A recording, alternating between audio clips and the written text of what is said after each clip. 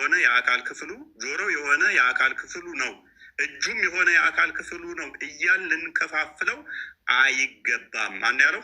አትናቴዎስ። ይታያል። አንተ ሰለስቱ ምዕትና መጽሐፈ ሜላድን ያመጣኸው ማለት ነው። እነኚህ ሙሉ የአካል ክፍል እንደሌለው ዮሐንስ አፈወርቅም የሚናገሩበት ነው። ለእግዚአብሔር እንደዛ አይነገርም። ወዳጃችን ደግመ ክሮስ ቼክ ሳታደርግ መረጃ ዘንድ እንዳመጣ ማለት ነው። ምክንያቱም እግዚአብሔር ምንድን ነው ብለን ነው የምናምነው? እኛ እግዚአብሔር ምንድን ነው ብለን ነው የምናምነው?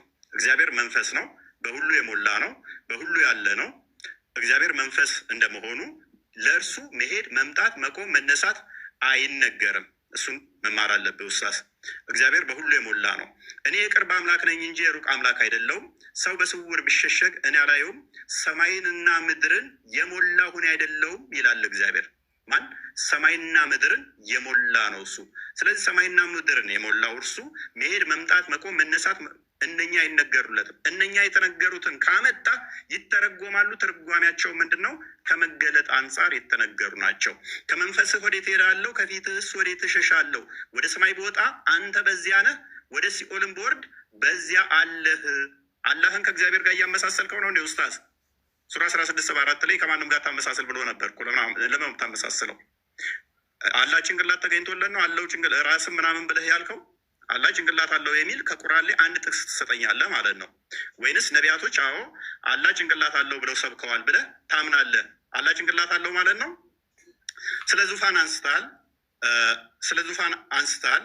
ኦኬ፣ ስለ ዙፋን ካነሳ ደግሞ ዙፋኑ ማን ነው? ልጁ ነው። ለምሳሌ ልጁ በዙፋኑ፣ ይህንን ታምናለህ? ስለ ልጁ ግን አምላክ ወይ ዙፋንህ ይላል። ያ ዙፋኑ የልጁ ታምናለህ?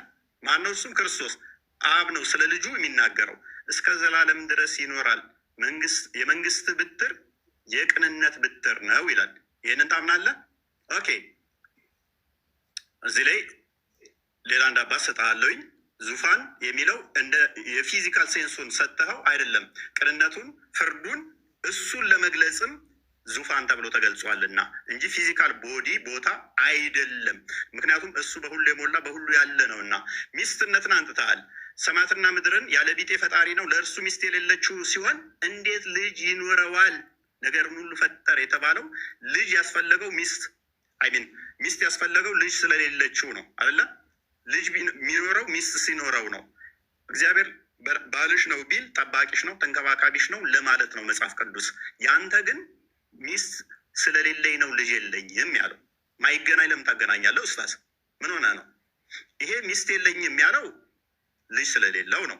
ያኛው ግን ጠባቂ ነው፣ ተንከባካቢ ነው፣ መጋቢ ነው። ያንን ለመግለጽ ነው። ማይገናኙ ቶፒኮችን እንዳታገናኝ ደግመህ ማለት ነው። መውጣት መሄድ ኦኬ።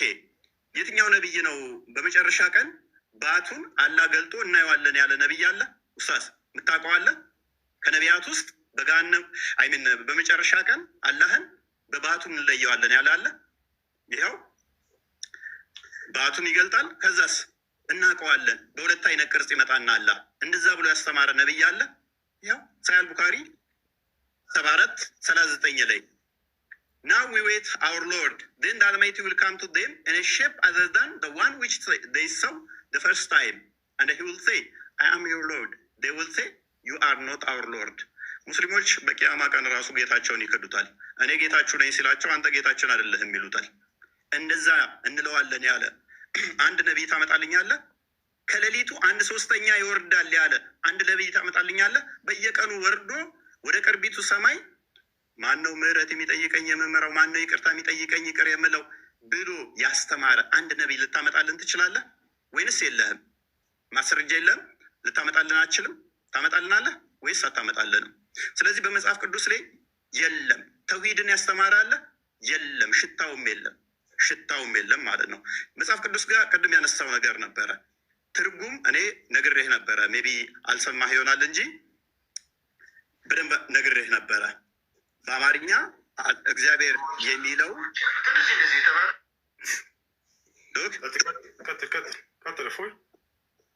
አዳምጥ። እግዚአብሔር የተባለው ማን ነው? እሱ የሚለውን አንድ አዳምጥ። እግዚአብሔር ማን ነው የሚለውን ቅድም አሳይቼ ነበረ ካስታወስክ። እግዚአብሔር የሚለው እግዚ ማለት ጌታ ማለት ነው። ስለዚህ እግዚአብሔር ስንል እኛ የዓለማት ጌታ ወይንም የህዝቦች ገዢ እያልን ነው። ምክንያቱም እኛ በቋንቋ ውስጥ የምንደበቅ ስላልሆን ይተረጎማል። ወደ ተለያዩ ሀገራት ቋንቋ ይተረጎማል። እንደናንተ ከአረብኛ ውጭ ከወጣ ማይተረጎም ነው ብለን አናምንም። ሌላኛው ቁርአን ያለ ቃል ነው ብለህ ታምናለህ። ምታምን ከሆነ እኔ ያላመጣሁትን ዳኢፍ ነው ብለሃል። እኔ አልጠቀስኩም። እሱን ጥያቄ ነው የጠየቅኩህ። ለምሳሌ እቺ አሊፍ ላሚም ያላህ ቃል ከሆነች በደንብ አስተውል። ዳኢፍ የምትለው እኔ ሀዲስ ነው የጠቀስኩብህ። እችን ነው የጠቀስኩብህ። አሊፍ ላሚም ያላህ ቃል ከሆነች አላህ ቃል ንግግር የሚናገር ከሆነ እችን ተናግሯታል ፍጥረትን ከመፍጠሩ በፊት ወይንስ ፍጥረትን ሲፈጥር ነው እችን የተናገራት? ስለዚህ አላህ ከባህሪያቱ ኤክሰርሳይዝ ያላደረገው ፍጥረትን ሲፈጥር ብቻ የሚያደርገው ባህሪ ነበረው ማለት ነው። ፍጡር ያልሆነ ነገር ግን ፍጡር የሚያስፈልገው ነው ማለት ነው። አላህ ለመናገር ፍጡር ያስፈልገዋል። ፍጡርን ካልፈጠረ አሊፍ ላሚም ብሎ መናገር አይችልም ነበር ማለት ነው። ይችላል ካልክ ፍጥረትን ከመፍጠሩ በፊት አሊፍ ላም የሚል ነበር። እንዲሁም ደግሞ ሴቶቻችሁ ለእናንተ እርሻ ናችሁ የሚለውንም ይናገር ነበር። ለምሳሌ ይህንኛው ላይ በል ሚል የለውም። ይህንን አላህ አስቀድሞ ብሎታል አላለውም? ለጅብሪል ከመናገሩ በፊት በአላህ ስም እጅግ በጣም ሩሩ በጣም አዛኝ ምስጋና ለአላህ ይገባው ምናምን እያለ የሚለው ይህንን ለጅብሪል ሲነግረው በቃል ነው ወይንስ አይደለም? በቃል ከሆነ ስለዚህ ያ ቃሉ ፍጥረትን ሳይፈጥርስ ብሎት ነበር አልነበረም? ምክንያቱም አስቀድሞ ካላለው በደንብ አስተውል፣ ፍጥረት ይፈልጋል ማለት ነው። የአላህ ቃል ፍጥረት ይፈልጋል። ወይንም አላህ ባህሪውን የሚገልጸው ልክ ፍጥረት ሲኖር ብቻ ነው። ፍጥረት ከመኖሩ በፊት ይሄ የለም ነበር ማለት ነው። ቃሉ ምንም ሚውት ነበር ማለት ነው። ምንም አይናገር ነበር ማለት ነው። ወይንስ ፍጥረትን ከመፍጠሩ በፊት ይናገር ነበር ብዬ ቁርአንህን ነው እንጂ የጠየቅኩህ ሀዲስ አልጠየቅኩም። ደግመህ ሀዲስ እዘህ እንዳመጣ ማለት ነው። ተሳስተህ ሀዲስ እዘህ እንዳመጣ። ሌላኛው እግዚአብሔር ሶስት ነው ብሎ የሰበከ ምናምን ብለሃል። እኛ እግዚአብሔር ሶስት ነው ብለን አናምንም። ተሳስተሃል ኡስታዝ። እኛ እግዚአብሔር አንድ ነው ብለን ነው የምናምነው። በመጀመሪያ እግዚአብሔር ሰማይና ምድርን ፈጠረ። ኤሎሄ የሚለው ፕሉራሊቲን ያሳያል።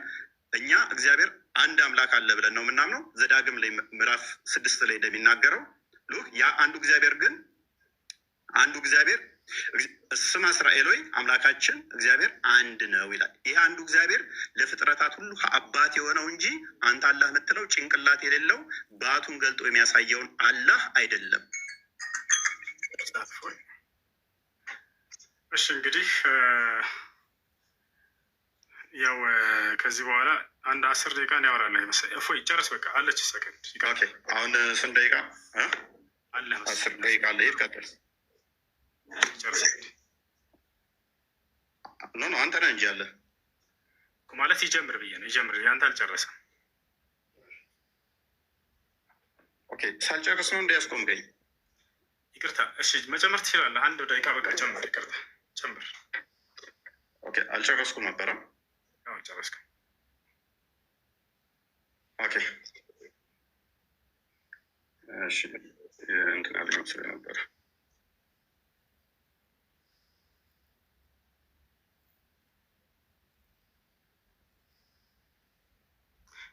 ማውራት ትችላለህ። አለ ሀሰብ አንድ ደቂቃ እንዴት ነው የምጨምረው? ማለት እንትን ይልብኛል ወይም ዝም ብለህ ትይዝልኛለህ?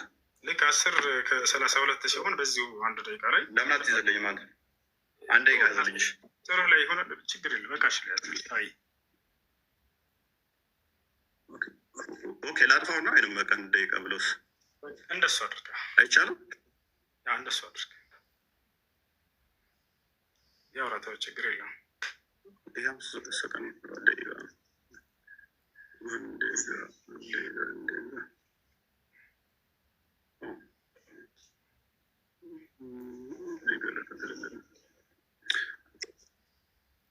በቃ እዚሁ ላይ አንድ ደቂቃ ሲሞላ እንትን እለዋለሁ። ይታያል?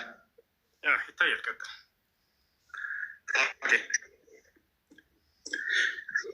በሰማያት ያለው በምድርም ያለው መካከለኛው ምናምን ይልና አራማን በአርሹ ላይ ተደላደለ ይላል። ከእኛ ጋር ስታካ አመሳስለ ለማለፍ ሞክረሃል። አላህ በአርሹ ላይ ያለው በምኑ ነው? የት ነው ያለው አላህ? እኛ በሁሉ እንዳለ አሳይቼሃለሁ። እግዚአብሔር መንፈስ እንደሆነ አሳይቼሃለሁ። አንተ ከእኛ ጋር ላመሳሰል የሞከርከው አዎ እግዚአብሔር በሰማይ አለ በምድርም አለ። ያንተም አላህ እንደዛ ነው። ከእኛ ጋር ልታመሳሰለው የሞከርከው መንፈስ ነው ያንተ አላህ ካልሆነ የራስን ለምን አመልስም? ከአርሽ በላይ ያለውን አላህ ለምን አመልሰው? መንፈስ ነው ያንተ እግዚአብሔር መንፈስ ነው፣ የሚሰግዱለትም በመንፈስና በእውነት ሊሰግዱለት ያስፈልጋቸዋል ይላል። ካልሆነ ከሰባተኛ ሰማይ በላይ ከአርሽ በላይ በዛት ነው ያለው? በምኑ ነው ያለው? ያንም መልስ። ባቱ የት ያለው? እጁ የት ያለው? እግሩ የት ያለው? ከእኛ ጋር ልታመሳስለው የሞከርከው አዎ እግዚአብሔር እግሩ ምድር ሞልታለች አልክ። እግሩ መረገጫው ነች አልክ። ግዛቱ ነች ማለት ነው። እግሩ ግዛቱ ነች ማለትም ምድር የእግሬ መረገጫ ነች ስል ምድር የእኔ ግዛት ነች፣ እኔ ነኝ የምገዛት፣ እኔ ነኝ የምቆጣጠራት ማለቱ ነው። በእኔ እግር ስር ነች ነው። እርሱ መንፈስ ስለሆነ በሁሉ የሞላ ስለሆነ በሁሉ ያለ ስለሆነ ማለት ነው። አይ ቲንክ ደቂቃ እንጨርሻለሁ። እሺ ደቂቃ እንጨርሳ። እንግዲህ ስለ አላህ የጠየቃቸውን ልመልስለት። እንዳለ እያነሳ ያለው የአላህ ስብሓነ ወተዓላን ባህሪያቶች በማንሳት ያንን እንዴት ነው አላህ ስለ ባህሪያቱ ሲናገር ጊዜ አምስት የቁርአን አናቅጾችን እነዚያን አስመልክቶ እንዴት ማመን እንዳለብን ይናገራል። ከፍጥረታት ጋር የተመሳሰሉ መስለት ነው ልጁ። እንደዛ እንደማይመስሉ አላህ ቃል በቃል በቁርአን ላይ ተናግሯል። አላህ በቁርአን ላይ ሲናገር ለይሰ ከሚስሊሂ ሸይኡን ወሁወ ሰሚዑል በሲር ይላል ሱረት ሹራ ላይ። እኔን የሚመስል አንድስ እንኳ የለም ብሏል። አንድስ እንኳ በሚለው ሰዎች የሚካተታሉ። ስለዚህ አምላክ አላህ ሱብሓነሁ ወተዓላ ማንንም የሚመስል አይደለም በባህሪው። በሌላ ቦታ ላይ አላህ ሱብሓነሁ ወተዓላ ሀል ተዕለሙ ለሁ ሰሚያ ይላል ሱራ መርየም ላይ። ለመሆኑ ለእኔ ሞክሽ የሚሆን ታውቃለህ? ማንም እኔን የሚሞካሸኝ የለም ይላል። እርሱን የሚመስል አንዳች እንኳ የለም። በሌላ ቦታ ላይ አምላክ አላህ ሱብሓነሁ ወተዓላ በሱረት ነሕል ላይ ምን አለ? ስለ ባህሪው ሲናገር ፈላ ተድሪቡ ሊላሂ ልአምሳል አለ። ለእኔ ለአምላካቸው ለአላህ አምሳያ አታድርጉልኝ አለ። በሌላ ቦታ ላይ አምላክ አላህ በሱረቱል በቀራ ላይ ፈላ ተጅዐሉ ሊላሂ አንዳዳ ይላል። ለእኔ ለአላህ ቢጤ አታድርጉልኝ ይላል። እርሱን የሚመስለው ጭራሽ እንደሌለ በባህሪው በርካታ ቦታ ላይ ተናግሯል። ወለም የኩን ለሁ ኩፉወን አሐድ እያለ ተናግሯል። እኔን የሚመስል ማን ነው? እኔን የሚስተካከለኝ አንድስ እንኳ የለም እያለ አላህ ስብሐነሁ ወተዓላ ተናግሯል። እሺ ይህ ልጅ ከሚያነሳቸው ነገራቶች የኛ አለው ስንል ጊዜ አካልን እንደው ምሳሌ ንግግር እንጂ በትክክል አለው ብለን የምናምን አይደለንም ይላል። ይህን ምናልባት እስኪ አባቶቻቸውን ወይንም የእምነት መምህሮቻቸውን የተወሰነ ላሰማችሁ፣ ከመምህሮቻችሁ መንገድ እንዳያስታችሁ ይሄ ልጅ ክርስቲያኖች እባካችሁን፣ ወይንም የሚማርቆች ብሎ ቤተክርስቲያን የተባለው ምሳሌያዊ አነጋገር ነው ብለው የሚጠቅሱ የቤተክርስቲያን ሊቃውንት አንዴ ላውጣላችሁ። ከመምህሮቻችሁ መንገድ እንዳያስታችሁ፣ ወይ ስለ ክርስትና አታስተምረን በሉት። እዛው እስልምና ላይ እንደለመድክ እዛው ላይ ፈንጭ ዝም ብለህ ላይ ፈንከፍተ በሉት። ስለ ክርስትና የሚያውቀው ነገር የለም። ከመምህሮቻችሁ መንገድ እንዳያስታችሁ ኑ በደንብ ተከታተሉ መምህሮቻችሁን፣ እኔ ልክፈትላችሁ የሚሉ የእግዚአብሔር ለምሳሌ አይኖች አሉት፣ ጆሮዎች አሉት፣ እግሮች አሉት፣ እንደዚህ እንደዚህ የተባለው ምሳሌያዊ አነጋገር ነው ብለው የሚጠቅሱ የቤተክርስቲያን ሊቃውንት አሉ። ቅዱሳን ሆነው እንደዚህ የሚናገሩ አሉ። ሁለተኛ ደግሞ አይ ምሳሌ ሳይሆን አለው፣ ለምሳሌ አይን አለው፣ ጆሮ አለው፣ እግር እንደዚህ አለው፣ ግን አይመረመርም የሚሉ ለምሳሌ ሰለስቱ ምዕት በሃይማኖተ አበው ይህን ያነሳሉ። ቅዱስ አትናቴዎስም ይህን ያነሳል። በእኛ ትርጓሜ ኦሪት ዘፍጥረት ትርጓሜም ይህን ያነሳል። መልክ አለው ስለሚል ማለት ነው። መልክአ ሥላሴ የሚልም ድርሰት አለ እንደምታውቁት። በዚያ ላይም ይሄ በጉል የተነገረ ነው። ሌሎች ሊቃውንቶችም ይህንን በስፋት ያስተምሩታል። አይን፣ እጅ፣ እግር አለው፣ ግን አይን፣ እጅ፣ እግር አለው፣ አይመረመርም፣ አይታወቅም፣ በቅርጽ አይለካም። እግዚአብሔር አይን አለው ሲባል በምሳሌ ብቻ አይደለም፣ ያያል ለማለት ብቻ ሳይሆን አይን አለው፣ ግን ምሳሌ ብቻ አይደለም። ምሳሌ ብቻ ነው ብሎ የልጅ ሲናገር ነበር። ይህ ተሳስታሉ። ምሳሌ ብቻ አይደለም አለው ትክክለኛ አይን፣ ግን አይመረመርም። ለምን ከተባለ ስላልታየ። እግዚአብሔር ያየው አንድስ እንኳ የለም ይላል መጽሐፍ ቅዱስ ላይ። ዮሐንስ ወንጌል ምዕራፍ 5 ቁጥር 36 አካባቢ ላይ ኢየሱስ ክርስቶስን አምላክን አንድስ እንኳ ያየው የለም ድምፁም የሰማ የለም ይላል። ስለዚህ ስለ እርሱ ባህሪ ይናገራል። ያ ነገር ምሳሌ ብቻ አይደለም እያሏቸው ነው። አለው ግን አይመረመርም ነው። እንዴት እንደሆነ አናውቅም። በኢትዮጵያ ኦርቶዶክስ እንዴት እንደሆነ አናውቅም። አሁን እዚህ ላይ እየተፈላሰፍኩ ጥያቄ ማውጣት ትችላለሁ። የማታውቀውን አምላክ እንዴት ታመልካለህ? ስለዚህ ፍጡር ነው ማለት ነው። እንዴት ሳታውቀው ታመልካለህ እያልኩኝ መፈላሰፍ እችላለሁ። እንዲህ አይነት ጥያቄ ቤተክርስቲያን በነገራችን ላይ ጸና ያለው ብዙዎቹ ሊቃውንት የሚያስተምሩት ይህንን ትምህርት ነው። ግን ደግሞ ሌላ ልጨምርላቸው። ሌላ ጨምርላቸው። እግዚአብሔር ዓይን እንዳለው ጆሮ እንዳለው ግን ያ ደግሞ ያ ሲባል ደግሞ ሰው እንግዲህ የሚያስበው እንደ ራሱ እንዳያስብ ደግሞ እፈራለሁ። ያ ማለት ምን ማለት ነው? ለእግዚአብሔር ጆሮ አለው ሲባል አሁን ሰው መስማት የሚችለው እዚህ ጆሮ ላይ ብቻ ነው ማለት ነው። ያው በጥቅሻም ይሰማል፣ በዓይንም ይሰማል። ሰው ያው አንድን ሰው እንደዚህ ብለው ይመጣላል፣ ዓይንም ይሰማል ማለት ነው። ጆሮ አለው እንደ ሰው ሲባል እግዚአብሔር እንደዚህ ቁጭ ያለ እንደዚህ ቅርጽ ከጥያቄ ምልክት የመሰለ ጆሮ አለው ማለት እንዳልሆነ ግን ሰው መረዳት አለበት የመጀመሪያ ማለት ነው። ስለዚህ ምንድነው አሁን እዚህ ጋር እያየን ያለ ነው። ለእግዚአብሔር ምንድነው ልጅ ሆይ በቀኝ ተቀመጥ ሲል ቀኝ እንዳለው ያስረዳል።